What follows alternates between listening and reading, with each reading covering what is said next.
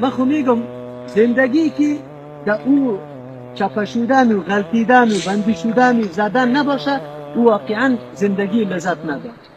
همیشه یکسان زندگی برای فرد مسلمان واقعی قطعا نمیزیده. الله متعال ما را به این خاطر پیدا نکرده.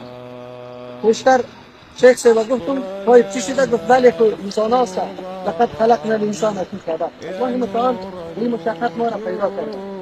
ما واقعا از الله متعال استقامت و صبر براتون میخوایم که به این خیار شما یک آواز توحید بلند کردید، جوانات گردتون جمع شد. مثل این روزگار اول ماست، چون قرآن در دست ماست. الله متعال سخنایی را که از انبیاء سابقه علیهم السلام برای ما نقل میکنه، برای از این نقل نمیکنه که ما را خو نبره، صاف ما پیر شود. او را به این خاطر نقل میکنه که برای ما درس میده.